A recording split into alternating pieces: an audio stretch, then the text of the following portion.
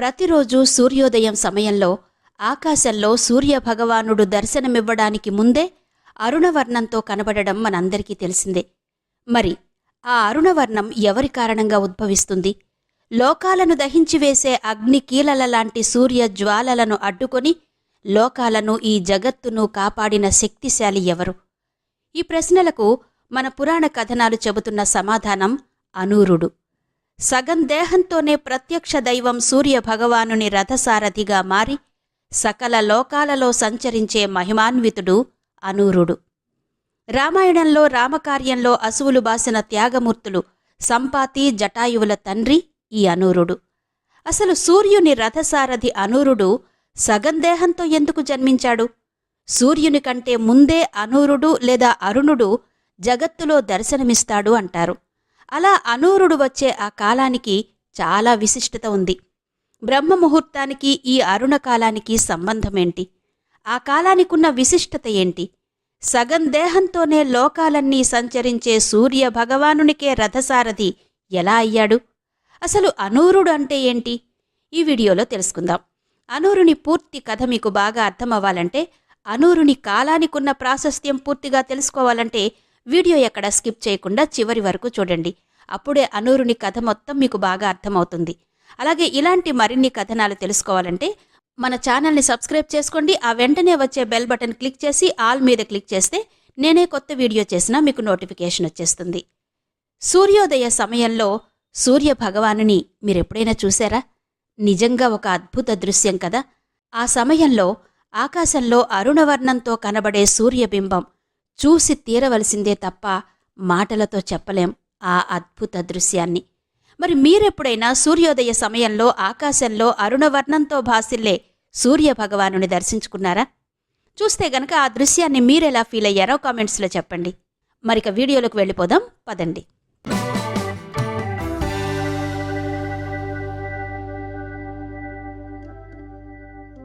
అనూరుడు సూర్యుని రథసారథి. అనూరుడు అంటే ఊరువులు అంటే తొడలు లేనివాడు. కాళ్ళు లేకపోయినా మొండెం మాత్రమే ఉన్న లోకాలన్నీ సంచరించే మహిమాన్వితుడు అనూరుడు.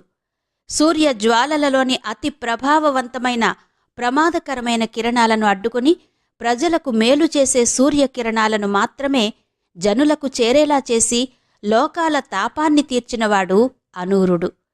దేవదానవులు అమృతాన్ని సాధించడం కోసం పాలసముద్రాన్ని చిలికినప్పుడు అందులో నుంచి అమృతం ఉద్భవించింది. విష్ణువు మోహిని రూపంలో అమృతాన్ని దేవతలకు మాత్రమే పంచుతున్న సమయంలో ఇది గ్రహించిన రాహువు తాను కూడా దేవతల పంక్తిలోకి వచ్చి కూర్చుని అమృతాన్ని అందుకుంటాడు. అమృతాన్ని సేవించబోతూ ఉన్నప్పుడు ఈ విషయాన్ని గమనించిన సూర్యచంద్రులు ఈ సంగతి విష్ణుమూర్తికి వెంటనే చెప్పారు. అసురులకు అమృతం దక్కకూడదన్న భావంతో విష్ణువు తన చక్రంతో రాహువు తల నరికివేశాడు. అయితే అప్పటికే అమృతం నోటిలో పడడం వల్ల మొండెం నుంచి తల వేరైనప్పటికీ అమృత ప్రభావంతో తలభాగం ప్రాణంతోనే ఉండి తనకీ పరిస్థితి రావడానికి కారణం సూర్యచంద్రులే కదా అన్న కోపంతో ఆ రాహువు సూర్యచంద్రులను పట్టుకుని బాధించడం మొదలుపెట్టాడు. తాను రాక్షసునికి అమృతం అందకుండా చేసి దేవతలకు మేలు చేసినప్పటికీ తనను రాహువు బాధిస్తూ ఉంటే దేవతలు రాహువు నుండి తనను కాపాడకుండా చూస్తూ ఉండిపోయారని సూర్యునికి దేవతల మీద కోపం వచ్చి ఆగ్రహంతో జ్వలించడం మొదలుపెట్టాడట. లోకాలను తన కిరణాల చేత తప్పింపచేయడం మొదలుపెట్టాడు. జరుగుతున్న అనర్థాన్ని చూసి ఋషులు, దేవతలు కలిసి బ్రహ్మ వద్దకు వెళ్లి సూర్యుడు తన కిరణాలతో లోకాలను దహింపచేస్తున్న విషయాన్ని గురించి చెప్పారు. అప్పుడు బ్రహ్మదేవుడు కశ్యప మహర్షి కుమారుడైన అనూరుడు చాలా విశాలమైన శరీరం కలవాడు, గొప్ప తేజస్వి. అతణ్ణి సూర్యుని ముందు రథం మీద కూర్చుండబెట్టి సారథ్యం చేయిస్తే భయంకరమైన సూర్యుని తేజస్సు అడ్డగింపబడుతుందని, లోకాలన్నీ రక్షించబడతాయని సలహా ఇచ్చాడు బ్రహ్మదేవుడు. బ్రహ్మదేవుడి సలహా మేరకు దేవతలందరూ సూర్యుని రథసారథిగా ఉండి సూర్యకిరణాల తాపం నుండి లోకాలను రక్షించమని అనూరుణ్ణి కోరారు. దేవతల మాటను మన్నించి సూర్య రథసారథిగా మారాడు అనూరుడు. సాధారణంగా రథసారథి రథికుడికి వెన్నుపెట్టి గుర్రాలను తోలాలి. కాని అనూరుడు అందుకు భిన్నంగా సూర్యుడి వైపు ముఖం పెట్టి కూర్చున్నాడట. సూర్యుడి నుండి వెలువడే కిరణాల దుష్ప్రభావాలను తాను వడగట్టి మంచి కిరణాలను భూమికి పంపడం మొదలుపెట్టాడు. సూర్యోదయానికి పూర్వం సూర్యాస్తమయ సమయంలోనూ ఆకాశంలో కనబడే ఎరుపు వర్ణం అనూరుడు చేసే ఈ సాహసానికి సంబంధించిందే అని చెప్తారు. అందుకే అనూరుణ్ణి అరుణుడు అని కూడా పిలుస్తారు. అరుణుడు అంటే ఎర్రనివాడు అని అర్థం. సూర్యుడి కిరణాలను అడ్డుకుంటూ ముల్లోకాలకు ప్రశాంతతను కలగచేసిన అనూరుడికి అరుణుడు అన్న పేరు స్థిరపడింది. అనూరునికి సూరసుత, అనూరు, అరణ్యకాశ్యపి, గరుడాగ్రజ అన్న నామాలు కూడా ఉన్నాయి. అనూరుడి భార్య సేని. సంపాతి, జటాయువు అనూరుని పుత్రులు. సంపాతి, జటాయువుల ప్రస్తావన మనకు రామాయణంలో వివరంగా కనబడుతుంది. సరే, ఆ కథ అలా ఉంచితే, అనూరుడు ఊరువులు లేకుండా, అంటే తొడలు కాళ్ళు లేకుండా, నడుము క్రింది భాగం అన్నది లేకుండా కేవలం నడుము పైభాగం మాత్రమే ఉండే సగం శరీరంతో ఎందుకుంటాడు? ఈ విషయం తెలుసుకోవాలంటే అనూరుడి జన్మ వృత్తాంతం తెలుసుకోవాలి. అనూరుడు కశ్యప ప్రజాపతి వినతల పుత్రుడు. కశ్యప ప్రజాపతి భార్యలైన వినత, కద్రువలు తమకు సంతానం ప్రసాదించమని భర్తను కోరారు. అప్పుడు కశ్యపుడు, మీకు ఎలాంటి పుత్రులు కావాలి అని అడిగాడు. తనకు ప్రకాశవంతమైన దేహాలు కలిగిన పుత్రులు 1000 మంది కావాలని కోరింది కద్రువ. తనకు వారికంటే బలవంతులైన 2 పుత్రులు చాలు అంది వినత. పుత్రుల కొరకు కశ్యపుడు యాగం చేశాడు. యాగ ఫలితంగా కద్రువకు 1000 అండాలు, వినతకు 2 అండాలు లభించాయి. నీ కోరిక ప్రకారం నీకు మహాబలవంతులు, పరాక్రమవంతులు అయిన 2 కుమారులు జన్మిస్తారని వినతను, నీకు వీరవంతులు, తేజో పరాక్రమవంతులు అయిన 1000 మంది పుత్రులు జన్మిస్తారని కద్రువకు చెప్పి, మీ గర్భాలను జాగ్రత్తగా సంరక్షించుకోండి అని చెప్పి తపస్సుకు వెళ్ళిపోయాడు కశ్యపుడు. వినత, కద్రువ తమ అండాలను నేతి కుండలలో పెట్టి భద్రంగా కాపాడుతున్నారు. కొంతకాలానికి కద్రువకు కలిగిన 1000 గుడ్ల నుండి భయంకరమైన విషసర్పాలు జన్మించాయి. వారినే కాద్రవేయులు అంటారు. అలా కద్రువ సర్పాలకు తల్లి అయింది. కాని వినత అండాలలో మాత్రం ఎలాంటి మార్పు లేకుండా అలాగే ఉండిపోయాయి.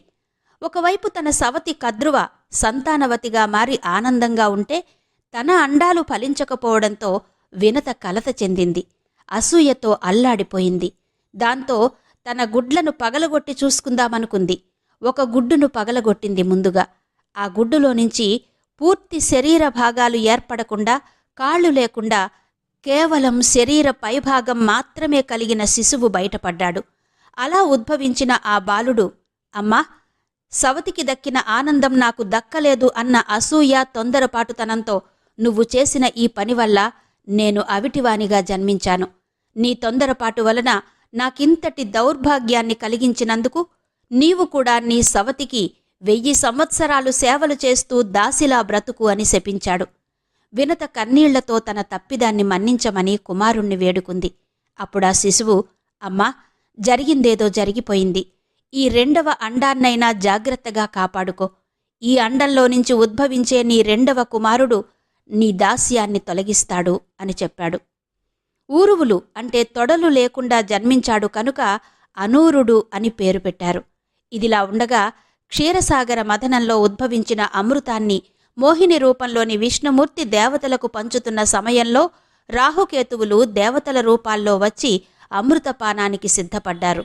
అది గ్రహించిన సూర్యచంద్రులు వారి మోసాన్ని శ్రీహరికి చెప్పారు. శ్రీహరి తన చక్రంతో రాహుకేతువుల తలలు ఖండించాడు. అయితే అప్పటికే అమృతం సేవించిన కారణంగా వారి ప్రాణాలు పోలేదు. తమ గురించి బయట పెట్టారన్న అక్కసుతో అప్పటినుంచి రాహుకేతువులు సూర్యచంద్రులను బాధిస్తూనే ఉన్నారు. ఈ విషయంలో దేవతలెవరూ సూర్యచంద్రులకు సాయపడలేదు. దాంతో సూర్యుడు దేవతలపై కోపంతో సమస్త లోకాలను భస్మం చేయాలనే సంకల్పంతో తన దహన శక్తిని 1000 పెంచాడు. ఆ ప్రచండ తాపానికి లోకాలు తల్లడిల్లిపోతుంటే దేవతలందరూ బ్రహ్మదేవుని సలహా మేరకు అనూరుని సహాయం కోరారు. కశ్యప ప్రజాపతి ఒక భార్య అదితి పుత్రుడు సూర్య భగవానుడైతే మరో భార్య అయిన వినత పుత్రుడు అనూరుడు. అందుకే సూర్యుడు అనూరునికి సోదరుడు. దేవతల ప్రార్థన మేరకు అనూరుడు సూర్యుని చెంతకు చేరాడు. అగ్రజ, సమస్త లోకాలకు ప్రాణాధారుడవు, లోకబాంధవుడవు, నీవే ఇలా ఆగ్రహిస్తే ఇక ప్రాణికోటికి దిక్కెవరు? శాంతించు అని వేడుకుని సూర్యుడి నుంచి వెలువడే కిరణాల దుష్ప్రభావాలను తాను వడగట్టి మంచి కిరణాలను భూమికి పంపడం మొదలుపెట్టాడు. అనూరుని పరోపకార బుద్ధికి ప్రసన్నుడైన సూర్య భగవానుడు, సోదరా, నీ పరోపకార చింతన నాకు ఆనందం కలిగించింది. నీకేం వరం కావాలో కోరుకో అన్నాడు. అప్పుడు అనూరుడు, అగ్రజ, కన్నతల్లి తొందరపాటు కారణంగా నేనిలా అవిటివాడిగా జన్మించవలసి వచ్చింది. ఈ సృష్టి సౌందర్యాన్నంతటినీ చూస్తూ సంచరించాలని నా కోరిక. కనుక నీ రథసారథినై నా కోరిక తీర్చుకుంటాను, అనుగ్రహించు అన్నాడు. అప్పుడు సూర్యుడు అంగీకరించాడు. నాటి నుండి అనూరుడు సూర్య రథసారథి అయ్యాడు.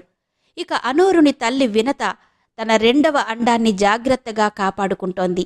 మరో 500 సంవత్సరాలు గడిచిన తరువాత ఆ అండం నుంచి గరుత్మంతుడు ఉద్భవించి తల్లి దాస్యాన్ని పోగొట్టాడు. ఇక సూర్య సమకాంతితో వర్ధిల్లుతావని, నీ శరీర కాంతి ప్రసరించిన చోట దుష్టగ్రహాలు పనిచేయవని, నీవు భూలోకంలో ఉండే సమయాన్ని ఇక నుండి బ్రహ్మకాలంగా అందరూ పరిగణిస్తారని వరమిచ్చాడు బ్రహ్మదేవుడు అనూరునికి. సూర్యుని కంటే అరుణుడు అంటే అనూరుడు ముందుగానే మనకు దర్శనమిస్తాడు. సూర్యోదయం కాకముందే అనూరుని చిరు వెలుగు వస్తుంది. అదే బ్రహ్మకాలం, బ్రహ్మముహూర్త కాలం అని చెప్తారు పెద్దలు. ఈ బ్రహ్మముహూర్త కాలంలో దుర్ముహూర్తం అనేది ఉండదని, ప్రతిరోజు ఈ సమయంలో శుభకాలమే ఉంటుందని, మంచి సమయం చూడాల్సిన పని లేదని, ఈ సమయంలో జన్మించే బిడ్డలు మంచి లక్షణాలు కలిగి ఉంటారని పెద్దల నమ్మకం. అందుకే పూర్వకాలంలో తెల్లవారుజామున ప్రయాణాలు చేసేవారట. సాధారణంగా మనం ఏదైనా మంచి పని కోసం, లేదంటే ఏదైనా శుభకార్యం కోసం ప్రయాణం చెయ్యాలంటే తిథి, నక్షత్రం, వారం, రాహుకాలం, దుర్ముహూర్తం ఇలాంటివన్నీ చూడడం సర్వసాధారణమైన విషయం.